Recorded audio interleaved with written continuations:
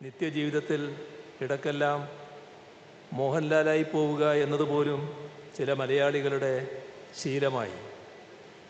നടപ്പിലും ഇരിപ്പിലും നോട്ടത്തിലും ശരീരഭാഷയിലും ഇത്രത്തോളം മലയാളിയെ സ്വാധീനിച്ച അധികം താരങ്ങളില്ല. മലയാളിയുടെ അപരവ്യക്തിത്വം അഥവാ ആൾട്ടർ ഈഗോയാണ് മോഹൻലാൽ എന്ന് ബ്രിട്ടീഷ് നരവംശ ശാസ്ത്രജ്ഞരായ ഫിലിപ്പോ ഒസല്ലയും കരോളിൻ ഒസല്ലയും എഴുതിയത് അതുകൊണ്ടാവണം. പ്രായഭേദമന്യേ മലയാളികൾ ലാലേട്ടൻ എന്നാണ് വിളിക്കുന്നത്. നമ്മുടെ വീട്ടിലെ ഒരംഗമായി അല്ലെങ്കിൽ തൊട്ടയൽപക്കത്തെ പ്രിയപ്പെട്ട ഒരാളായി മോഹൻലാലിനെ മലയാളികൾ കാണുന്നു. ജീവിതത്തിൻ്റെ സമരമുഖങ്ങളിലെല്ലാം തോറ്റുപോകുന്ന നിരായുധരായ പോരാളികളായ ചില കഥാപാത്രങ്ങൾക്ക് നെഞ്ചുലക്കും വിധം ലാൽ ജീവൻ പകർന്നപ്പോൾ പല മലയാളികളും ആ കഥാപാത്രങ്ങൾക്കൊപ്പം നിശബ്ദമായി കരഞ്ഞു. കിരീടവും ഭരതവും കമലദളവും ദശരഥവുമെല്ലാം നാം അങ്ങനെ നെഞ്ചിലേറ്റിയ സിനിമകളാണ്.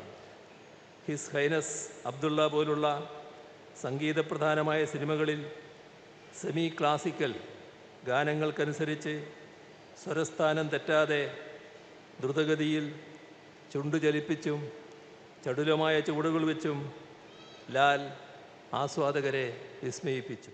1999 കാൻ ചലച്ചിത്രമേളയിൽ ഒഫീഷ്യൽ സെലക്ഷൻ ലഭിച്ച ചിത്രമാണിത്. ലോകത്തിൻ്റെ തെറ്റായ കോണിൽ ജനിച്ചുപോയതുകൊണ്ട് മാത്രം ഓസ്കർ കിട്ടാതെ പോയ പ്രതിഭയെന്ന് വാനപ്രസ്ഥം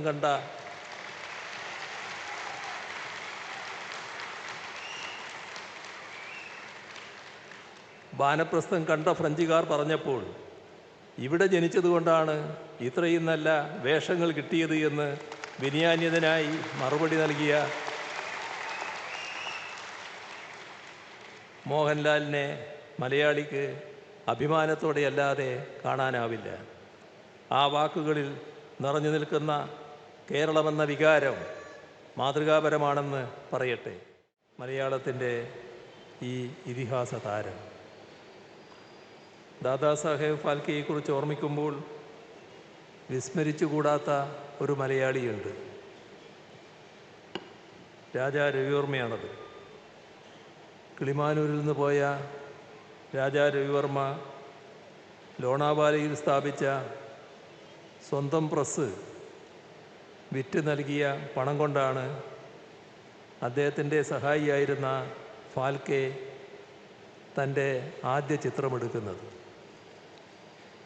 രാജാ രവിവർമ്മ ഇന്ത്യൻ ചിത്രകലയുടെ ആചാര്യനായി. ഫാൽക്കെ ഇന്ത്യൻ ചലച്ചിത്രകലയുടെ ആചാര്യനായി. ഫാൽക്കെയുടെ അനുഗ്രഹം ഏറ്റുവാങ്ങുന്ന മോഹൻലാൽ ഇന്ത്യൻ ചലച്ചിത്രാഭിനയ കലയുടെ സമുന്നത പീഠത്തിന് അധിപനുമായി. മലയാളം വാനോളം ലാൽ സലാം എന്ന ഈ പരിപാടിയുടെ ഔപചാരികമായ ഉദ്ഘാടനം നിർവഹിക്കുന്നത് ബഹുമാനപ്പെട്ട മുഖ്യമന്ത്രി ശ്രീ പിണറായി വിജയനാണ്. ഉദ്ഘാടന പ്രഭാഷണത്തിന് വേണ്ടി ബഹുമാനപ്പെട്ട മുഖ്യമന്ത്രിയെ ആദരപൂർവ്വം ക്ഷണിക്കുന്നു.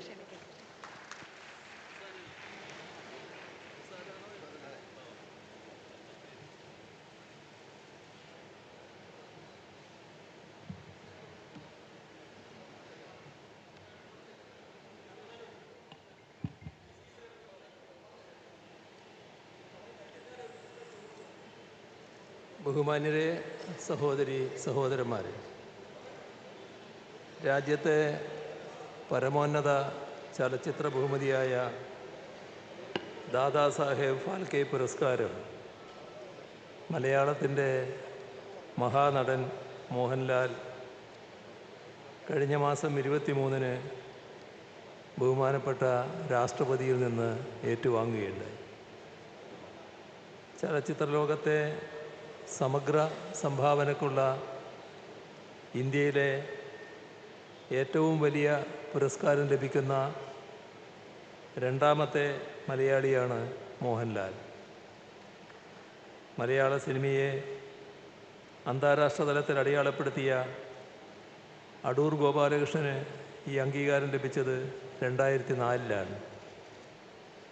20 വർഷത്തിന് ശേഷമാണ് ഈ അംഗീകാരം മലയാളത്തെ തേടിയെത്തുന്നത്. സത്യജിത് റായ്, രാജ് കപൂർ, ദിലീപ് കുമാർ, ദേവാനന്ദ്, ലതാ മങ്കേഷ്കർ, മൃണാൽ സെൻ, ശ്യാം ബനഗൽ, അമിതാഭ് ബച്ചൻ തുടങ്ങി ഇന്ത്യൻ സിനിമയിലെ മഹാപ്രതിഭകൾക്കൊപ്പം അമൂല്യമായ ആ സിംഹാസനം കരസ്ഥമാക്കിയിരിക്കുകയാണ് മലയാളത്തിൻ്റെ ഈ ഇതിഹാസ താരം. ദാദാസാഹേബ് ഫാൽക്കെയെക്കുറിച്ച് ഓർമ്മിക്കുമ്പോൾ വിസ്മരിച്ചുകൂടാത്ത ഒരു മലയാളിയുണ്ട്. രാജാ രവിവർമ്മയാണത്. കിളിമാനൂരിൽ നിന്ന് പോയ രാജാ രവിവർമ്മ ലോണാവാലയിൽ സ്ഥാപിച്ച സ്വന്തം പ്രസ് വിറ്റ് നൽകിയ പണം കൊണ്ടാണ് അദ്ദേഹത്തിൻ്റെ സഹായിയായിരുന്ന ഫാൽക്കെ തൻ്റെ ആദ്യ ചിത്രമെടുക്കുന്നത്. രാജാ രവിവർമ്മ ഇന്ത്യൻ ചിത്രകലയുടെ ആചാര്യനായി. ഫാൽക്കെ ഇന്ത്യൻ ചലച്ചിത്രകലയുടെ ആചാര്യനായി. ഫാൽക്കെയുടെ അനുഗ്രഹം ഏറ്റുവാങ്ങുന്ന മോഹൻലാൽ ഇന്ത്യൻ ചലച്ചിത്രാഭിനയ കലയുടെ സമുന്നത പീഠത്തിന് അധിപനുമായി. മോഹൻലാലിനുള്ള അംഗീകാരം മലയാള സിനിമയ്ക്കുള്ള അംഗീകാരം കൂടിയാണ്. ഇന്ത്യൻ സിനിമയുടെ വളർച്ചയ്ക്ക് മോഹൻലാൽ എന്ന അതുല്യപ്രഭ നൽകിയ മഹത്തായ സംഭാവനകൾക്കുള്ള ആദരവാണ് ഈ പുരസ്കാരം. ഈ നേട്ടം ഓരോ മലയാളിക്കും അഭിമാനിക്കാനുള്ള വക നൽകുന്നു. ഈ പുരസ്കാരത്തിലൂടെ ദേശീയ തലത്തിൽ നമ്മുടെ സിനിമയുടെ കലാമൂല്യം ഒരിക്കൽ കൂടി ഉറപ്പിക്കപ്പെട്ടിരിക്കുന്നു. മലയാള സിനിമയുടെ ചരിത്രത്തിലെ തന്നെ ഒരു സുവർണ നേട്ടമാണ് ഈ പുരസ്കാരം. 3 വർഷം കൂടി പിന്നിടുമ്പോൾ മലയാള സിനിമയ്ക്ക് 100 വയസ്സ് തികയുകയാണ്. ശതാബ്ദിയോടടുത്ത മലയാള സിനിമയിൽ അരനൂറ്റാണ്ട് കാലമായി നിറഞ്ഞു നിൽക്കുന്ന നടനാണ് മോഹൻലാൽ. 1978-ലെ തിരനോട്ടം എന്ന സിനിമ മുതൽ കഴിഞ്ഞ 48 വർഷക്കാലമായി മോഹൻലാൽ നമ്മോടൊപ്പമുണ്ട്. കഴിഞ്ഞ അരനൂറ്റാണ്ടിലെ മലയാളിയുടെ സിനിമാനുഭവത്തിൽ ഏറ്റവും സൂക്ഷ്മമായി ആലേഖനം ചെയ്യപ്പെട്ടിരിക്കുന്നു മോഹൻലാൽ സൃഷ്ടിച്ച കഥാപാത്രങ്ങൾ നൽകിയ ഭാവാനുഭവങ്ങൾ. പ്രണയവും പകയും പ്രതികാരവും നൃത്തവും സംഗീതവും ലഹരിയും ഉന്മാദവും തിളച്ചുമറിയുന്ന വേഷപ്പകർച്ചകളായിരുന്നു അതെല്ലാം. അതുകൊണ്ട് നിത്യജീവിതത്തിൽ ഇടയ്ക്കെല്ലാം മോഹൻലാലായി പോവുക എന്നതുപോലും ചില മലയാളികളുടെ ശീലമായി. നടപ്പിലും ഇരിപ്പിലും നോട്ടത്തിലും ശരീരഭാഷയിലും ഇത്രത്തോളം മലയാളിയെ സ്വാധീനിച്ച അധികം താരങ്ങളില്ല. മലയാളിയുടെ അപരവ്യക്തിത്വം അഥവാ ആൾട്ടർ ഈഗോയാണ് മോഹൻലാൽ എന്ന് ബ്രിട്ടീഷ് നരവംശ ശാസ്ത്രജ്ഞരായ ഫിലിപ്പോ ഒസല്ലയും കരോളിൻ ഒസല്ലയും എഴുതിയത് അതുകൊണ്ടാവണം. പ്രായഭേദമന്യേ മലയാളികൾ ലാലേട്ടൻ എന്നാണ് വിളിക്കുന്നത്. നമ്മുടെ വീട്ടിലെ ഒരംഗമായി അല്ലെങ്കിൽ തൊട്ടയൽപക്കത്തെ പ്രിയപ്പെട്ട ഒരാളായി മോഹൻലാലിനെ മലയാളികൾ കാണുന്നു. സ്ക്രീനിലും സ്ക്രീനിന് പുറത്തും ആ സ്നേഹവും ആദരവും മലയാളികൾ മോഹൻലാലിന് നൽകിപ്പോരുന്നു. മലയാള സിനിമയുടെ ചരിത്രത്തിലെ തന്നെ ഏറ്റവും വഴക്കമേറിയ നടന ശരീരമാണ് മോഹൻലാലിൻ്റേത്. എത്രയോ തവണ ആയാസരഹിതമായ ആ അഭിനയശൈലി മലയാളികൾ കണ്ടു. ചിത്രവും കിലുക്കവും വന്ദനവും തേന്മാവിൻ കൊമ്പത്തുമെല്ലാം അസാമാന്യമായ ആ മെയ്വഴക്കത്തിനുള്ള ഉദാഹരണങ്ങളാണ്.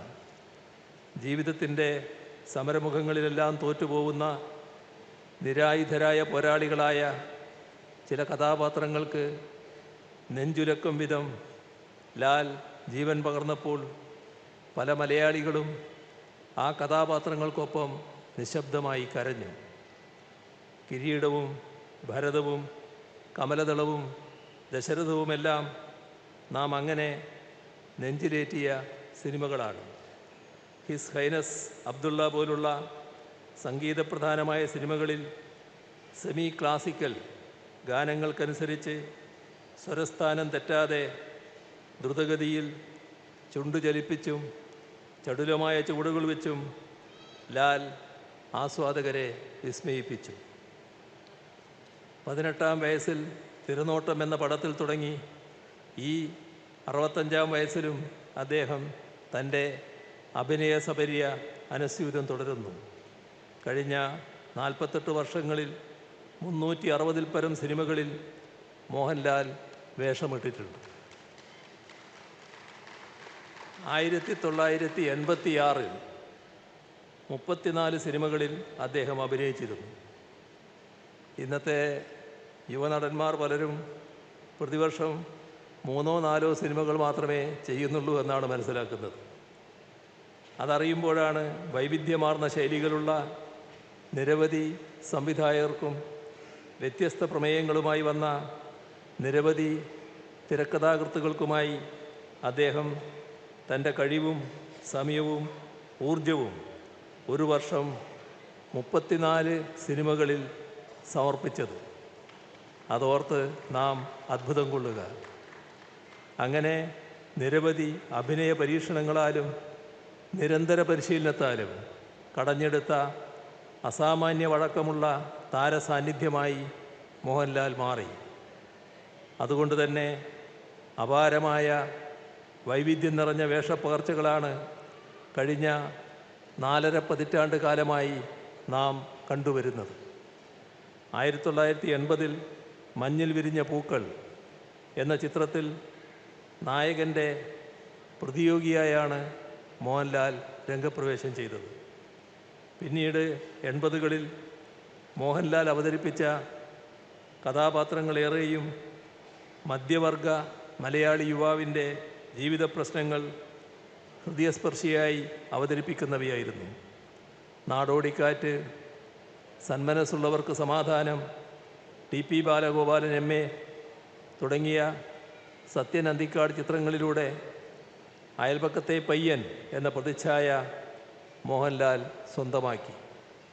പ്രാരബ്ധങ്ങളുമായി മല്ലിടുന്ന മലയാളി ചെറുപ്പക്കാരുടെ മനസ്സ് കവരുകയും നമ്മുടെ കുടുംബങ്ങളുടെ കണ്ണിലുണ്ണിയായി മോഹൻലാൽ മാറുകയും ചെയ്തു. MTയുടെയും പത്മരാജൻ്റെയും ലോഹിദാസിൻ്റെയും ശ്രീനിവാസിൻ്റെയും തിരക്കഥയിൽ എഴുതപ്പെട്ട കഥാപാത്രങ്ങൾക്ക് മോഹൻലാൽ ജീവൻ പകരുമ്പോൾ അവയിൽ നാം കണ്ടത് സ്വന്തം ജീവിതത്തിൻ്റെ പ്രതിഫലനങ്ങളാണ്. 1980 മുതൽ 2025 വരെയുള്ള കേരളത്തിൻ്റെ 4.5 പതിറ്റാണ്ട് കാലത്തെ സാമൂഹ്യവും സാംസ്കാരികവുമായ വികാസ പരിണാമങ്ങൾ, ഈ കാലയളവിലെ മലയാളിയുടെ വൈകാരിക ജീവിതം, മൂല്യബോധങ്ങൾ, സംഘർഷങ്ങൾ എന്നിവയുടെ ദൃശ്യപരമായ അനുഭവരേഖ തന്നെയാണ് മോഹൻലാൽ ചിത്രങ്ങളെന്ന് നിസ്സംശയം പറയാം. അത്രമേൽ സ്വാഭാവികമായാണ് മോഹൻലാൽ ഈ കാലയളവിലെ മലയാളിയെ തിരശ്ശീലയിൽ പകർത്തിവെച്ചത്. അന്താരാഷ്ട്ര തലത്തിൽ മലയാളത്തിൻ്റെ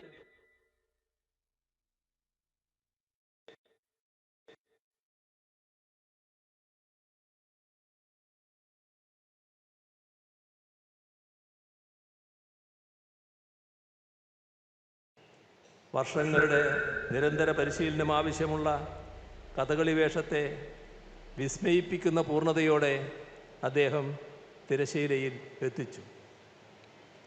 ആവശ്യത്തിന് കഥകളി പരിശീലനമില്ലാതിരുന്നിട്ടും ഇത്തരമൊരു തലത്തിലേക്ക് ആ കഥാപാത്രത്തെ കൊണ്ടുവരാൻ കഴിഞ്ഞത് അദ്ദേഹത്തിൻ്റെ പ്രതിഭ ഒന്നുകൊണ്ട് മാത്രമാണെന്ന് ചിത്രത്തിൽ കൂടെ അഭിനയിച്ച കഥകളി ആചാര്യൻ കലാമണ്ഡലം ഗോപി പറയുകയുണ്ടായി.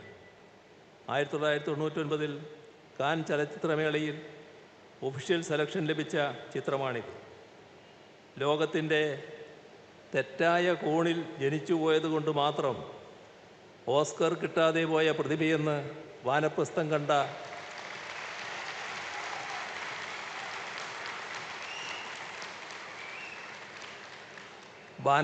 കണ്ട ഫ്രഞ്ചുകാർ പറഞ്ഞപ്പോൾ ഇവിടെ ജനിച്ചതുകൊണ്ടാണ് ഇത്രയും നല്ല വേഷങ്ങൾ കിട്ടിയത് എന്ന് വിനയാന്യതനായി മറുപടി നൽകിയ മോഹൻലാലിനെ മലയാളിക്ക് അഭിമാനത്തോടെയല്ലാതെ കാണാനാവില്ല. ആ വാക്കുകളിൽ നിറഞ്ഞു നിൽക്കുന്ന കേരളമെന്ന വികാരം മാതൃകാപരമാണെന്ന് പറയട്ടെ. കാവാലൻ നാരായണപ്പണിക്കർ സംവിധാനം ചെയ്ത കർണഭാരം എന്ന സംസ്കൃത നാടകം Mohanlal Delhi national school of ഡ്രാമയിൽ അവതരിപ്പിക്കുകയുണ്ടായി. മഹാഭാരത കഥയെ ആധാരമാക്കിയുള്ള ഛായാമുഖി എന്ന നാടകത്തിലും അദ്ദേഹം വേഷമിട്ടിട്ടുണ്ട്. അങ്ങനെ തിരശീലയ്ക്ക് പുറമെ അരങ്ങിലും തൻ്റെ അഭിനയകലയുടെ അപാരത മോഹൻലാൽ കാട്ടിത്തന്നു. അഭിനയകലയുടെ പാഠപുസ്തകം എന്നാണ് അദ്ദേഹത്തിന് പിന്നാലെ സിനിമയിൽ വന്ന പല നടന്മാരും അദ്ദേഹത്തെക്കുറിച്ച് അഭിപ്രായപ്പെട്ടിട്ടുള്ളത്. അഭിനയകലയോടും സിനിമ എന്ന മാധ്യമത്തോടുമുള്ള മോഹൻലാലിൻ്റെ ആത്മാർത്ഥതയും അർപ്പണബോധവും പുതുതലമുറ മാതൃകയാക്കേണ്ടതാണ്. കേരളത്തിൻ്റെ അതിരുകൾ കടന്നും ഈ അഭിനയ വിസ്മയം സഞ്ചരിച്ചിട്ടുണ്ട്. ഹിന്ദി, തമിഴ്, തെലുങ്ക്, കന്നഡ ഭാഷകളിലും മോഹൻലാൽ അഭിനയിച്ചു വരുന്നു. മണിരത്നത്തിൻ്റെ ഇരുവർ എന്ന തമിഴ് ചിത്രത്തിൽ MGRനെ അനുസ്മരിപ്പിക്കുന്ന ആനന്ദൻ എന്ന കഥാപാത്രത്തെ അവതരിപ്പിച്ച മോഹൻലാലിൻ്റെ അഭിനയം അദ്ദേഹത്തിൻ്റെ ചലച്ചിത്ര ജീവിതത്തിലെ തന്നെ ഏറ്റവും മികച്ച പ്രകടനമായിരുന്നു. എക്കാലത്തെയും മികച്ച സിനിമകളിലൊന്നായി ബ്രിട്ടീഷ് ഫിലിം ഇൻസ്റ്റിറ്റ്യൂട്ട് തിരഞ്ഞെടുത്ത ചിത്രമാണിത്. രാം ഗോപാൽ വർമ്മയുടെ കമ്പനി എന്ന ഹിന്ദി ചിത്രത്തിലൂടെയായിരുന്നു ബോളിവുഡിലെ അദ്ദേഹത്തിൻ്റെ അരങ്ങേറ്റം. അദ്ദേഹത്തിൻ്റെ ഏറ്റവും പുതിയ തെലുങ്ക് ചിത്രം വൃഷഭ ഈ മാസം പ്രദർശനത്തിന് ഒരുങ്ങുകയാണ്. തമിഴ്, കന്നഡ, ഹിന്ദി, മലയാളം പതിപ്പുകളുള്ള ഒരു പാൻ ഇന്ത്യൻ ചിത്രമാണിത്. ദക്ഷിണേന്ത്യയിലെ ഏറ്റവും വിപണി മൂല്യമുള്ള സൂപ്പർ താരം കൂടിയായി മോഹൻലാൽ മാറിയിരിക്കുന്നുവെന്നതിൻ്റെ തെളിവാണിത്. ഒരേ സമയം നല്ല നടനും ജനപ്രീതിയുള്ള താരവുമായിരിക്കുക എന്നത് എളുപ്പമല്ല. പക്ഷേ മോഹൻലാലിന് നൈസർഗികമായ കഴിവുകൾ കൊണ്ട് അത് അനായാസം സാധിക്കുന്നു. മലയാള ചലച്ചിത്ര വ്യവസായത്തിൻ്റെ നെടുന്തൂണായി നിൽക്കുന്ന ചലച്ചിത്ര നിർമ്മാതാവ് കൂടിയാണ് അദ്ദേഹം. പ്രദർശന വിജയം നേടിയ നിരവധി സിനിമകൾ അദ്ദേഹം നിർമ്മിച്ചിട്ടുണ്ട്. കലാമൂല്യവും വാണിജ്യമൂല്യവുമുള്ള സിനിമകളാണ് അദ്ദേഹം നിർമ്മിക്കുന്നത്. 1990കളിൽ പ്രണവം ആർട്സ് എന്ന പേരിൽ സിനിമകൾ നിർമ്മിച്ചു തുടങ്ങി. ഭരതം, കാലാപാനി, വാനപ്രസ്ഥം തുടങ്ങിയ ചിത്രങ്ങളിലായിരുന്നു തുടക്കം. 2000 മുതൽ കഴിഞ്ഞ കാൽനൂറ്റാണ്ട് കാലമായി ആശീർവാദ് സിനിമാസിൻ്റെ ബാനറിൽ വലിയ ബജറ്റിലുള്ള സിനിമകളൊരുക്കി തിയേറ്ററുകൾ നിറച്ചുകൊണ്ട് മലയാള ചലച്ചിത്ര വ്യവസായത്തെ താങ്ങി നിർത്തുകയാണ് മോഹൻലാൽ.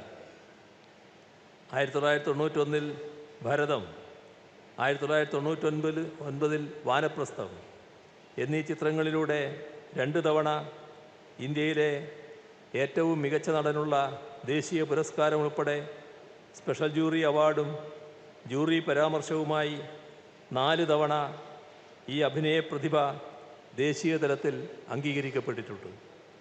കേരള സംസ്ഥാന ചലച്ചിത്ര പുരസ്കാരങ്ങൾ 9 തവണയാണ് മോഹൻലാലിനെ തേടിയെത്തിയത്. പത്മശ്രീ, പത്മഭൂഷൺ, 2 സർവകലാശാലകളുടെ ഡീലിറ്റ് ബിരുദങ്ങൾ, ലഫ്റ്റനൻ്റ് കേണൽ പദവി തുടങ്ങി മറ്റ് നിരവധി അംഗീകാരങ്ങൾ. അക്കൂട്ടത്തിലാണ് ഈ പരമോന്നത ബഹുമതിയുടെ പതക്കവും ചേർത്ത് വെക്കപ്പെടുന്നത്. കഴിഞ്ഞ അരനൂറ്റാണ്ടോളമായി മലയാളിക്ക് എന്നും അഭിമാനിക്കാനുള്ള നേട്ടങ്ങളുണ്ടാക്കി തരുന്ന മലയാളത്തിൻ്റെ ഇതിഹാസ താരം മോഹൻലാലിനെ സംസ്ഥാന സർക്കാരിൻ്റെ കേരളത്തിൻ്റെ അനുമോദനം അറിയിക്കുന്നു.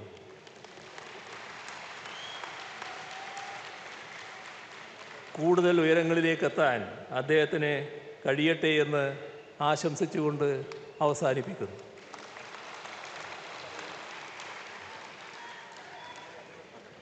നന്ദി സർ.